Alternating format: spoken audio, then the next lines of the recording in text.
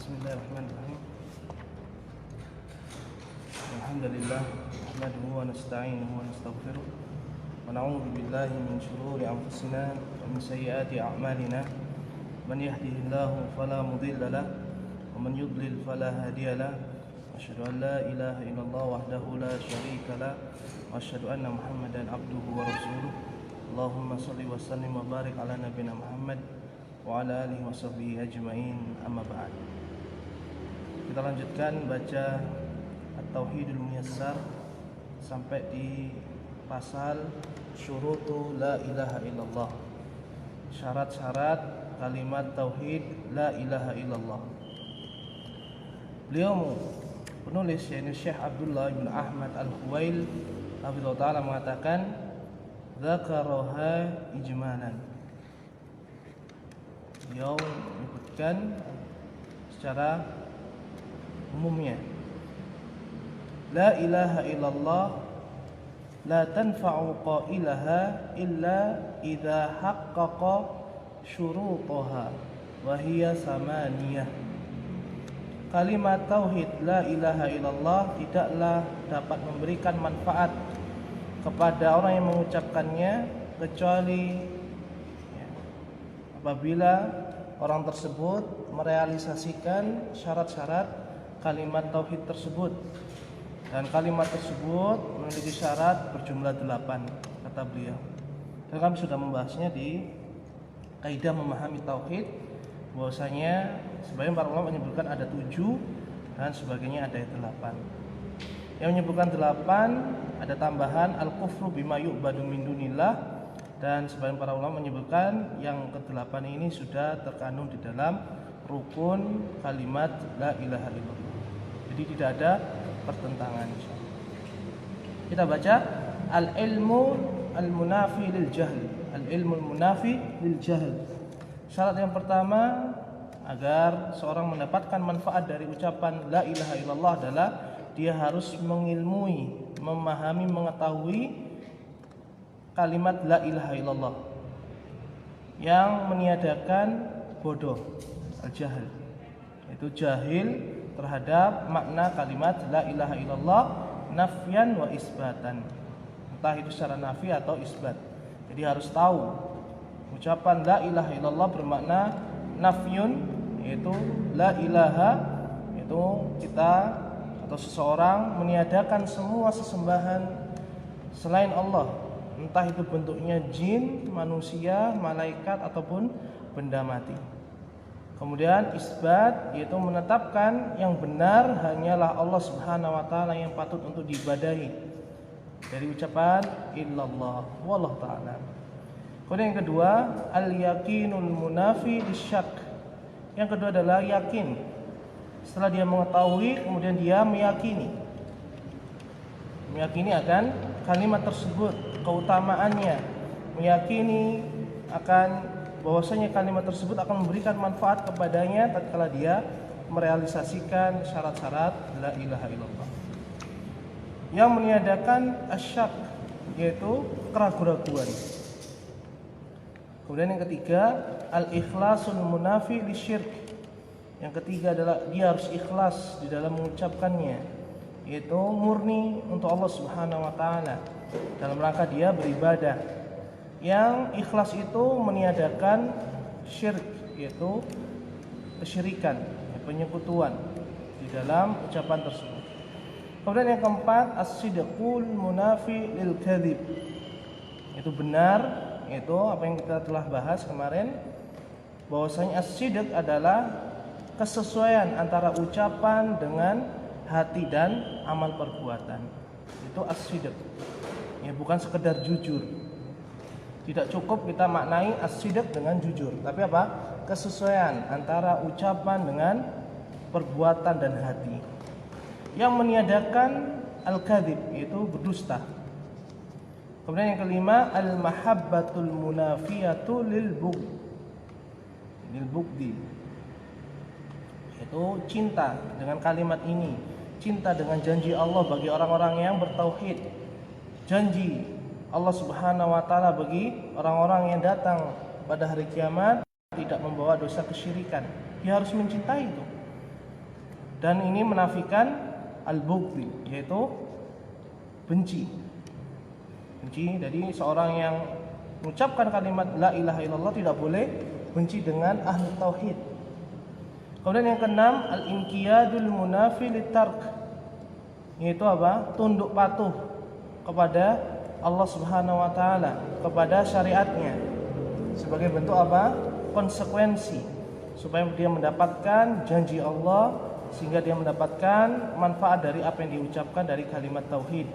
Yang itu meniadakan at-tark, yaitu meninggalkan. Kemudian yang ketujuh, al-qabulul munafi lirad, yaitu menerima konsekuensinya, menerima janji Allah, menerima apa saja yang Allah sampaikan terkait tentang tauhid ini, yang itu meniadakan penolakan terhadap apa yang Allah Subhanahu wa taala jelaskan. Dan yang kedelapan, al-kufru bima yu'badu min dunillah, yaitu mengkafiri, mengingkari apa saja yang disembah selain daripada Allah Azza wa Jalla. Ini 8 syarat, dan kata beliau, syi'run yajma'uha, ada sebuah syair yang mengumpulkan 8 syarat ini. Kata beliau, ilmun yakinun wa ikhlasun wa sidquka mahabbatin wan qiyadin wal qabuli laha. Itu beliau mengucapkan ilmun yakin wa ikhlasun wa sidquka mahabbatin wan qiyadin wal qabuli laha. Ya, 7 sudah. Kemudian beliau mengatakan di syair ini, wazid saminahal kufrana minka bima siwal ilahi minal ausani qad ulliha.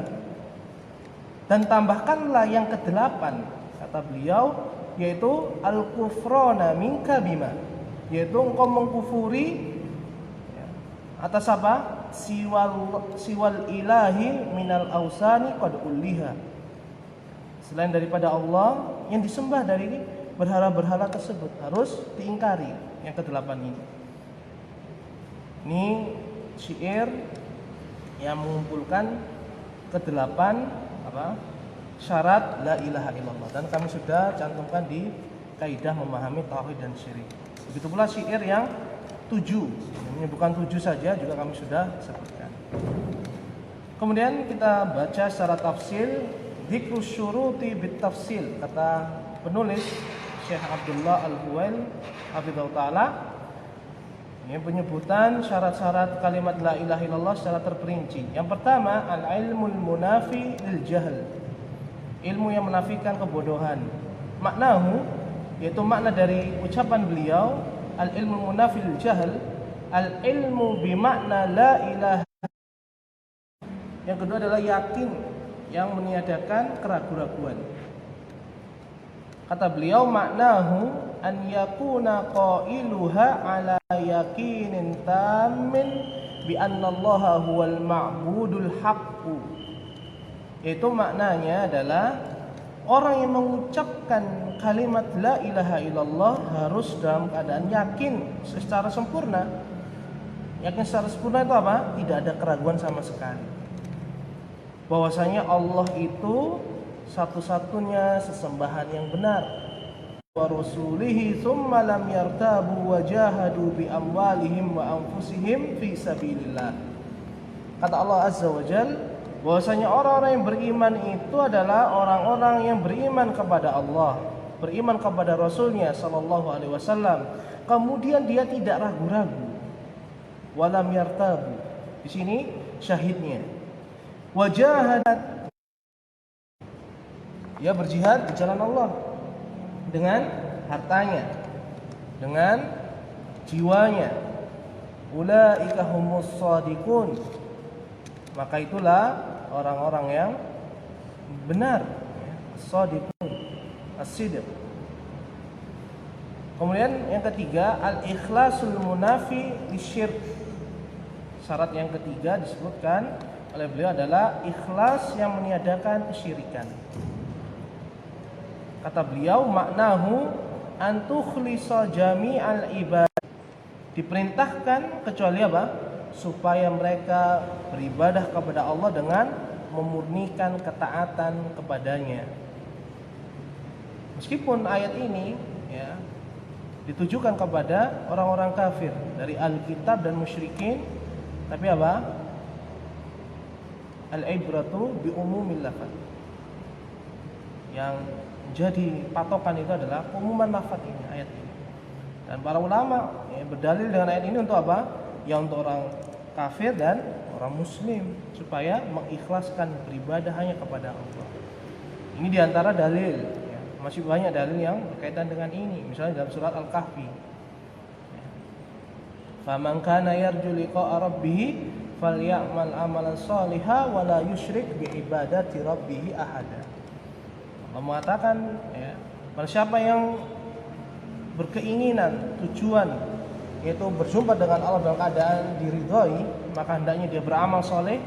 Itu amal yang dituntunkan oleh Nabi Shallallahu Alaihi Wasallam, dan janganlah dia menyekutukan Allah dengan sesuatu apapun di dalam beribadah kepadanya, dengan seorang pun. Kemudian yang keempat, as-sidqul munafi lil kadzib, yaitu benar yang menafikan dusta. Maknahu, kata beliau, antakula kalimat tauhidi wa anta sadiqun fi dzalika yutabiqu qalbuka lisanaka. Artinya, as-sidqul munafil kadzib adalah engkau mengucapkan kalimat tauhid sedangkan engkau benar di dalam ucapan tersebut. Yaitu apa?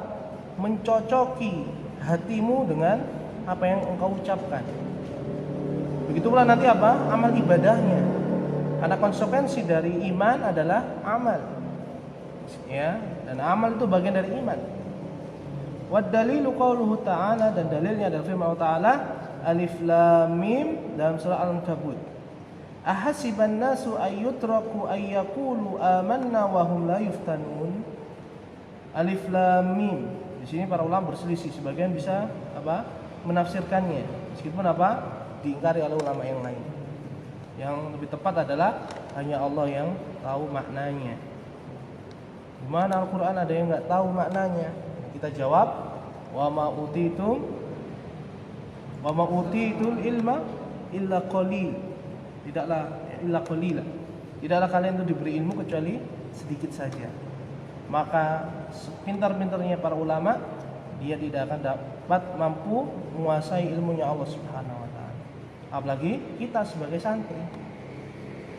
Allah mengatakan, apakah manusia itu menyangka mereka itu dibiarkan begitu saja mengucapkan kami beriman kepada Allah, sedangkan mereka tidak diberi ujian, tidak diuji apakah ucapan mereka itu benar atau hanya sekedar dusta, seperti orang-orang munafikin. Walaqad fatanna alladhina min qablihim, kata Allah Subhanahu wa taala, dan sungguh kami telah uji orang-orang yang sebelum mereka. Fala ya'lamanna Allahu alladhina shadaqu wa la ya'lamanna al-kadzibin. Sehingga Allah itu benar-benar tahu, meskipun Allah sudah tahu. Ya, siapakah orang yang benar ucapannya dengan dia mengatakan beriman sesuai dengan hati dan perbuatannya. Dan supaya Allah tahu siapakah di antara orang yang mengucapkan itu adalah sesungguhnya orang-orang yang berdusta. Di sini Allah Subhanahu wa taala memberikan ujian setiap orang yang beriman. Ya, jadi mustahil orang beriman tidak diuji oleh Allah Azza wa Jalla. Kemudian yang kelima, al-mahabbatul munafiyatu lil bughdi. Itu cinta yang menafikan, meniadakan kebencian. Artinya, kata beliau, maknahu antakula hadhil kalimata wa anta tuhibbullaha wa rasulahu sallallahu alaihi wasallam wa an tuhibba hadhil kalimah wa ma tadullu alaihi. Yaitu engkau mengucapkan kalimat la ilaha illallah dalam keadaan engkau mencintai Allah dan Rasulnya sallallahu alaihi wasallam, dan mencintai kalimat ini dan apa saja yang ditujukan oleh kalimat ini, entah itu janjinya, pahala yang Allah sediakan bagi orang yang mengucapkan kalimat ini, atau yang datang pada hari kiamat di catatan amalnya ada la ilaha illallah, sedangkan dia tidak menyekutukan Allah, ini wajib. Wa dalilu qauluhu ta'ala, dan dalilnya adalah firman Allah Ta'ala, wa minan nas walladzina amanu asyaddu hubban lillah. Sedangkan orang-orang yang beriman itu sangat cinta sekali kepada Allah Azza wa Jalla. Jadi ini nanti pembahasan terkait ayat ini adalah ada kesyirikan dalam masalah mahabbah, cinta. Oleh karena itu seorang nggak boleh mencintai manusia melebihi cinta kepada Allah, meskipun apa? Itu istrinya, anaknya, orang tuanya, tidak boleh. Harus tunduk di bawah kecintaan kepada Allah dan Rasulnya Shallallahu Alaihi Wasallam. Kemudian yang keenam, al-inqiyadul munafi litark. Seorang itu mendapatkan manfaat kalimat la ilaha illallah harus inqiyad, tunduk patuh, yang meniadakan, meninggalkan. Maknahu, kata beliau Hafizahullah Ta'ala, an ta'budallaha wahdahu wa tanqada li syari'atihi wa tu'mina biha wa ta'taqida annahul haqq wa ta'taqida annahul haqq.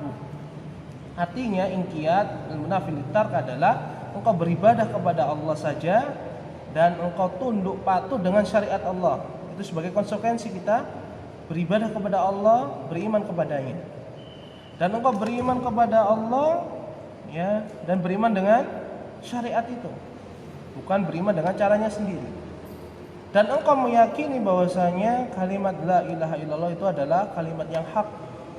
Sehingga para ulama menjelaskan di antara nama la ilaha illallah adalah kalimatul ikhlas, kalimatul tauhid, kalimatul haq. Ya. Ini sebagian nama-nama yang disebutkan oleh para ulama. Wa dalilu qauluhu ta'ala, dan dalilnya adalah firman Allah Ta'ala, wa anibu ila rabbikum wa aslimu lah. Kembalilah kalian kepada Rabb kalian, yaitu kembali kepada syariatnya, bertobat,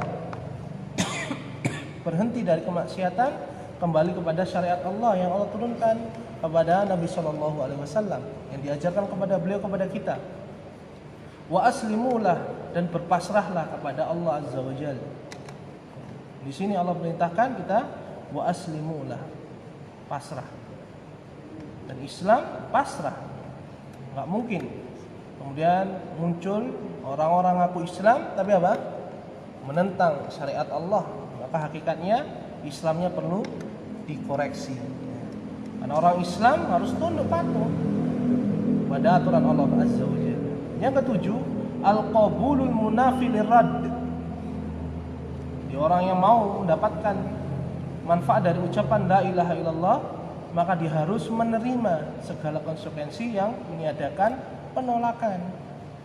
Kata beliau, maknahu an taqbala hadhil kalimata wa taqbala ma dalat alaihi min ikhlasil ibadati lillahi wa tarki ibadati ma siwahu. Artinya engkau menerima kalimat la ilaha illallah ini, dan engkau menerima apa saja yang kalimat tersebut menunjukkan akan perkara-perkara yang lain. Harus cinta mencintai dengan orang yang beriman, harus membenci orang-orang yang kafir, memusuhi dakwah tauhid. Dan diantaranya juga ikhlas di dalam beribadah kepada Allah, harus cinta dan meninggalkan ibadah kepada selain Allah. Wa dalilu qauluhu ta'ala, dan dalilnya adalah firman Allah Ta'ala, innahum kanu idza qila lahum la ilaha illallah yastakbirun. Kata Allah Azza wa Jalla tentang orang-orang musyrikin, sesungguhnya mereka orang-orang musyrikin apabila dikatakan kepada mereka ucapkanlah la ilaha illallah yastakbirun, mereka pun sombong. Dan sombong definisinya adalah sebagaimana diriwayatkan oleh Imam Muslim dari Abdullah bin Mas'ud radhiyallahu anhu, bahwasanya beliau sallallahu alaihi wasallam mengatakan al-kibru batarul haqqi wa ghamtun nas. Sombong adalah apa? Batarul haq, menolak kebenaran. Ya, ketika disampaikan kebenaran dia menolak. Misalnya ini perbuatan syirik, ya, kamu jangan musyrik-musyrikan orang. Dari mana kamu tahu ini kesyirikan? Ini dalilnya. Enggak, saya enggak mau terima. Maka ini adalah batarul haq. itu sombong. Wa ghamtun nas, dan meremehkan manusia. Yang biasanya begitu orang yang sombong. Siapa kamu ngomong begini? Khamr itu haram bijma, ya jangan haram-haramkan. Hanya Allah yang mengharamkan. Ya iya betul. Kita menyampaikan. Tapi biasanya apa? Orang kalau nggak suka sama orang, apapun yang diucapkan pun ditolak. Ya. Ini bahaya orang sombong. Karena Nabi SAW sebelum hadis itu mengatakan gimana? La yadkhulul jannata man kana fi qalbi gimana? La yadkhulul jannata man kana fi qalbihi misqalu dzarratin min kibrin, kata Nabi SAW. Tidak masuk surga seorang yang di hatinya ada sedikit sekali kesombongan, dari kesombongan. Itu nggak bisa masuk surga. Ini bukan berarti apa?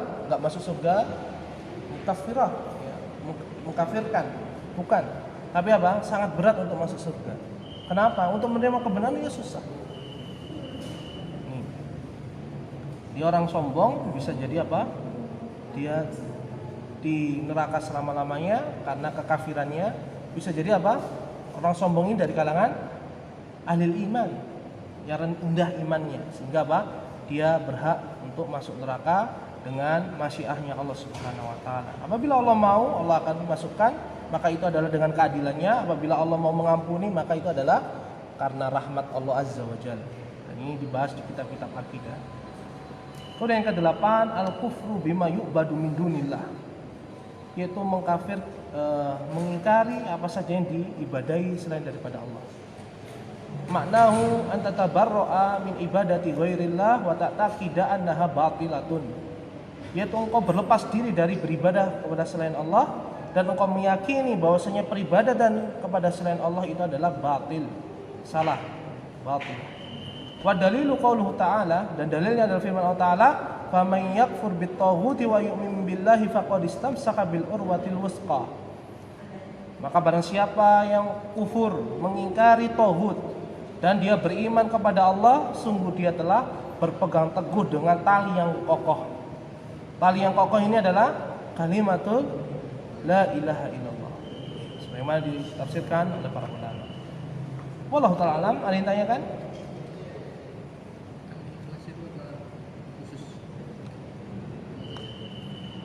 Kenapa? Kenapa? Wallahu a'lam. Ikhlas apabila dimutlakkan, maka ikhlas maksudnya adalah ya ini. Antum harus ikhlas. Maksudnya apa? Antum harus menunjukkan ibadah itu hanya Allah Subhanahu wa taala, untuk Allah. Tapi apabila antum mengatakan ikhlas untuk yang lain, ya, maka artinya murni secara bahasa, khalis. Seperti kata musyrik dan muwahhid. Asalnya orang muwahhid adalah orang yang bertauhid. Tapi boleh kita pakai yang lain? Boleh, dengan korina. Misalnya ya, orang yang menikah hanya satu itu muwahhid. Kenapa? Karena istrinya jadikan satu-satunya sebagai pasangannya. Apabila dia poligami, maka dia musyrik. Kenapa? Dia menjadikan istrinya punya sekutu, yaitu istri yang kedua. Tapi kemudian kita nggak boleh apa? Tiba-tiba yang poligami musyrik kan? Wah antum nih tunggal ini muwahhid nih. Ya, ini bahaya. Karena apa? Mustalahnya mustalah syar'i. Jadi harus apa? Kita hati-hati dalam penggunaan mustalah. Wallahu ta'ala.